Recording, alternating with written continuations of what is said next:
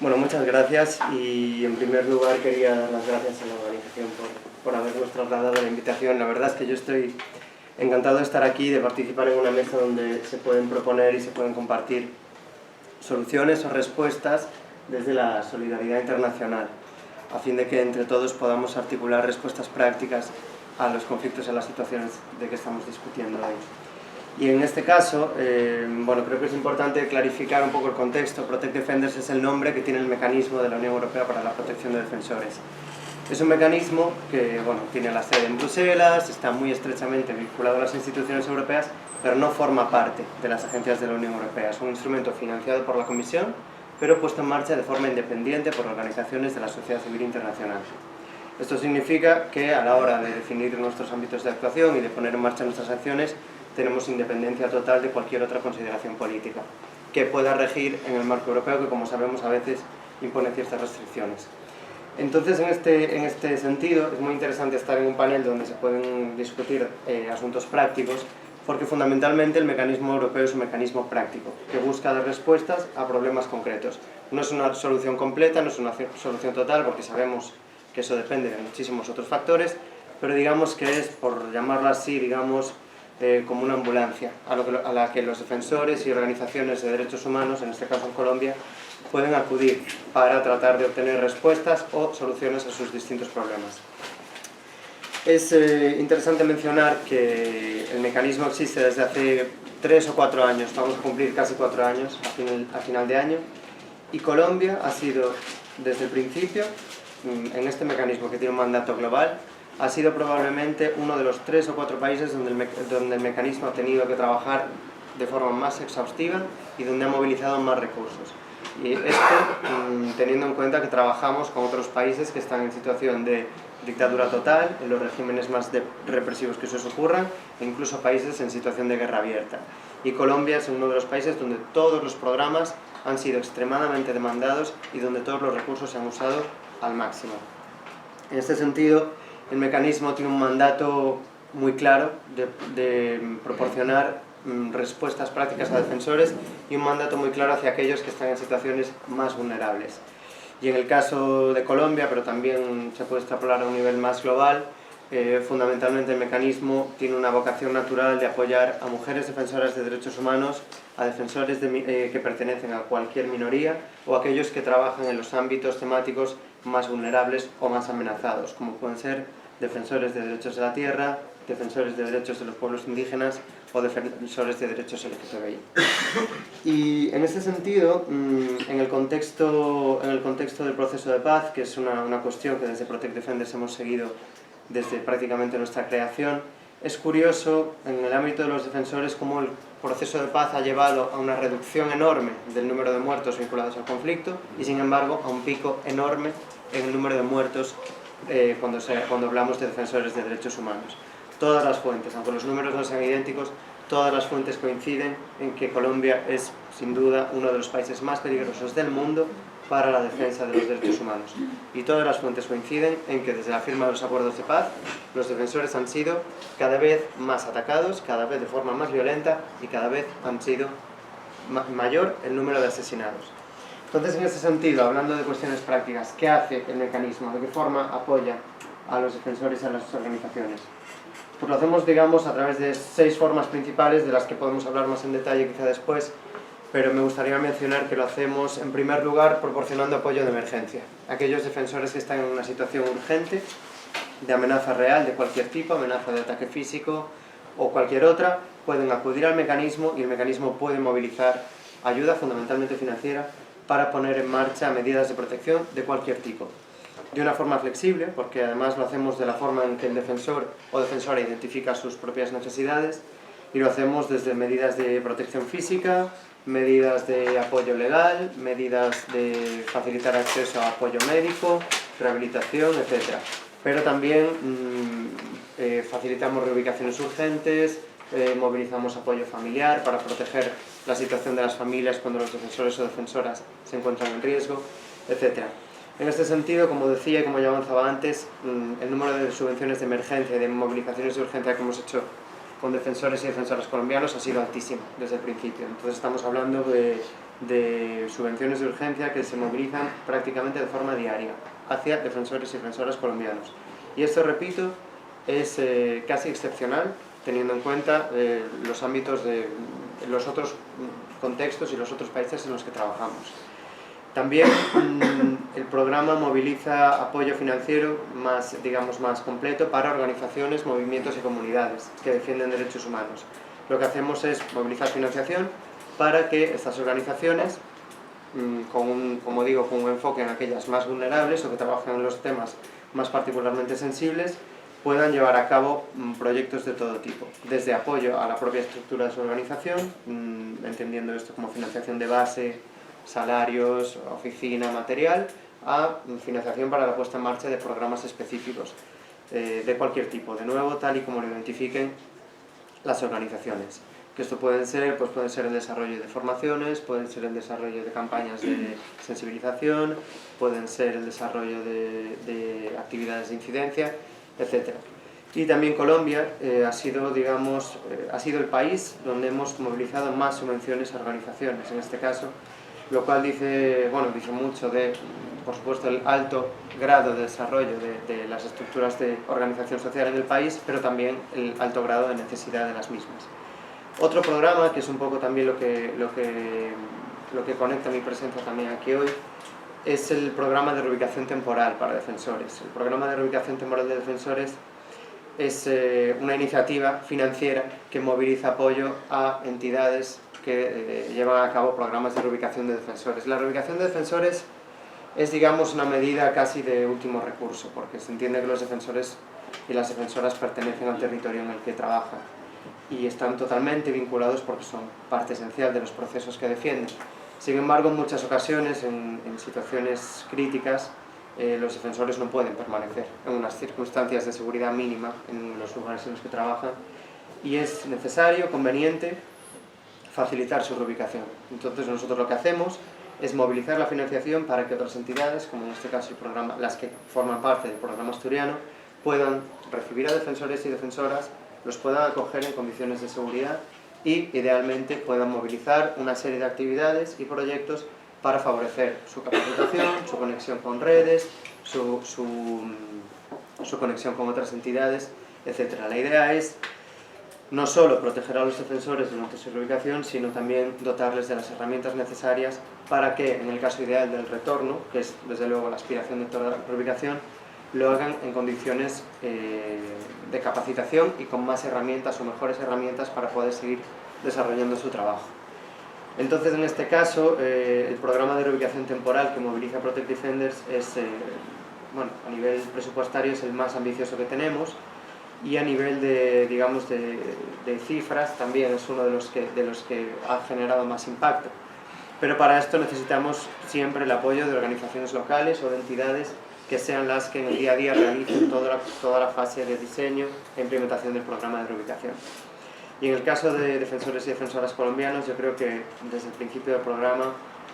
hemos reubicado, si no me equivoco, ya estamos más de 80 o 85 defensores y defensoras con el apoyo de numerosas entidades.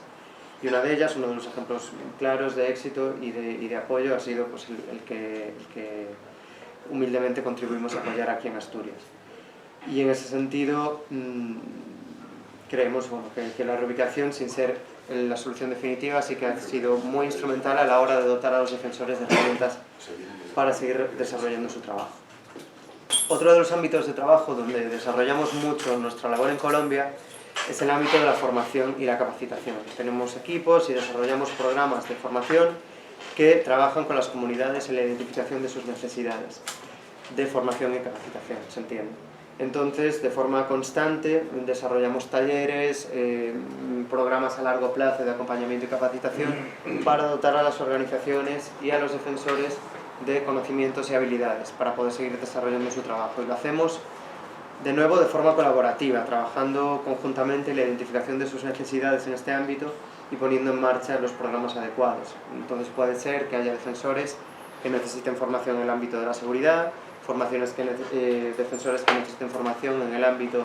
de la creación de redes o de estrategias de protección, otras en el ámbito de campañas, sensibilización e incidencia. Y en ese sentido, por ejemplo, en Colombia ya hemos hecho más de 75 formaciones que han beneficiado a 1000 y pico defensores y defensoras de derechos humanos que, permaneciendo en su territorio, lo hacen dotados de mejores o mayores herramientas para poderlo hacer de forma más capaz. Y en este sentido conecta mucho, muchas de las formaciones que hacemos, conecta mucho también con su capacidad y su capacitación para conectarse con el ámbito internacional y europeo. Cómo poder interactuar con entidades políticas a nivel supranacional, cómo poder interactuar o interpelar a instituciones de Naciones Unidas o instituciones de la Unión Europea o incluso su propio gobierno para movilizar o para exigir reacciones en cuestiones concretas. Y el ámbito de la incidencia y la movilización, es un ámbito que también desde el programa europeo desarrollamos intensivamente en Colombia. Y lo hacemos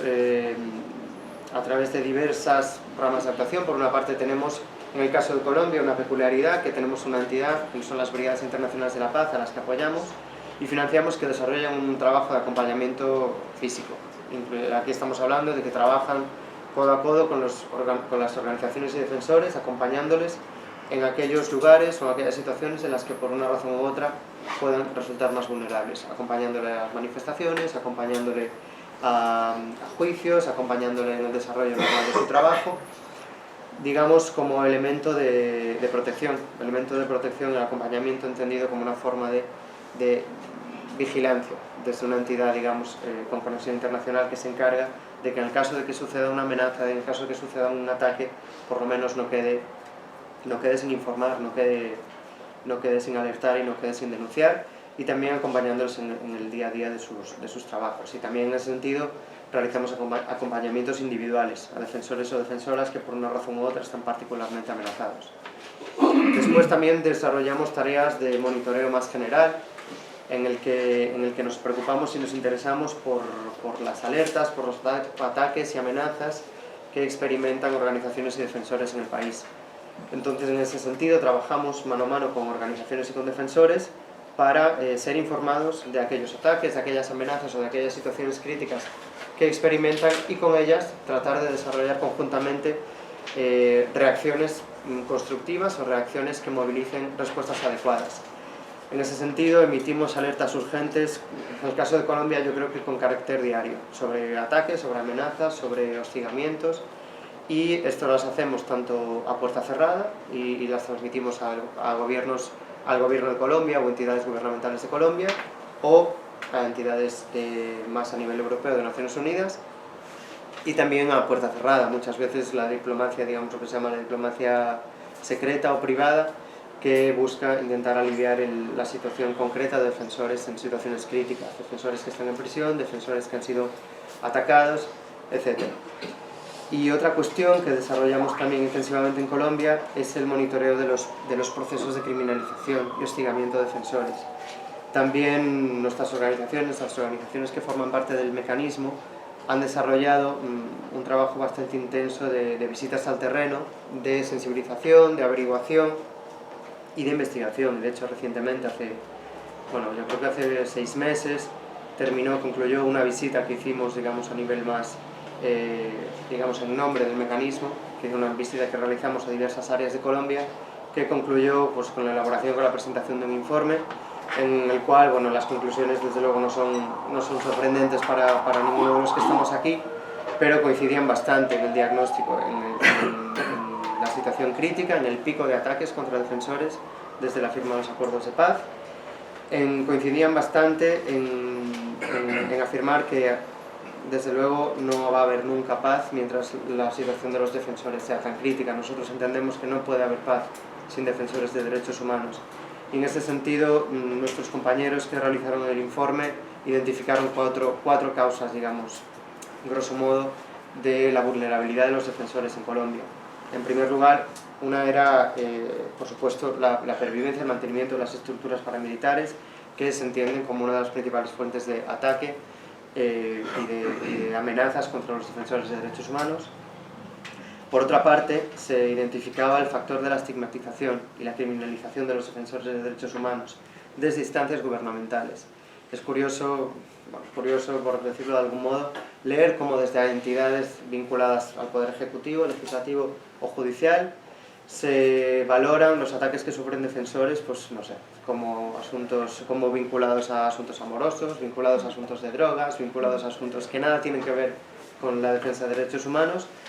como una forma, digamos, de deslegitimar el trabajo que hacen. Por otra parte, una de las causas, digamos, estructurales que se entendía como fuente de vulnerabilidad era la criminalización, es decir, la existencia o la carencia de leyes o provisiones legales que criminalizan los actos de los defensores, a través del uso del sistema judicial para hostigar la labor de los defensores, o incluso el propio hostigamiento, detenciones, encarcelamientos y juicios. En este sentido, teniendo en cuenta que el derecho, digamos, y la protección legal a los defensores es un presupuesto básico para que ellos puedan realizar su tarea, ver que en Colombia existen ciertas estructuras legales y provisiones legales que son utilizadas para reprimir a defensores, desde luego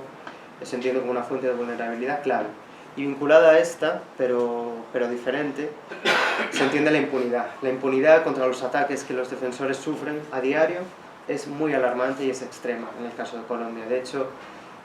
las cifras que nosotros manejamos es que el 94% de los casos de defensores que han sufrido ataques, asesinatos, amenazas o cualquier tipo de alerta quedan impunes, no son debidamente investigados o no se castiga debidamente a los perpetradores. Con lo cual, si a esto le sumas la existencia de un sistema bastante débil de protección estatal de defensores de derechos humanos, o unas agencias o unas entidades encargadas de su protección que no son tan efectivas como deberían ser, desde luego la situación de los defensores en Colombia, a ojos del mecanismo, es alarmante y es crítica. Con lo cual, nosotros esperamos que la nueva fase que va a empezar ahora, del mecanismo que ha sido renovado durante unos años más, esperamos seguir colaborando de forma estrecha con las organizaciones y con los defensores en Colombia. Y en este sentido esperamos que desde la respuesta que nosotros podemos articular, que es fundamentalmente práctica, fundamentalmente financiera y fundamentalmente de solidaridad internacional, podamos en cierto modo contribuir a la labor que vosotros y vosotras desde el terreno en Colombia estáis haciendo para la defensa de derechos humanos. Y esto sería. Y eso es todo.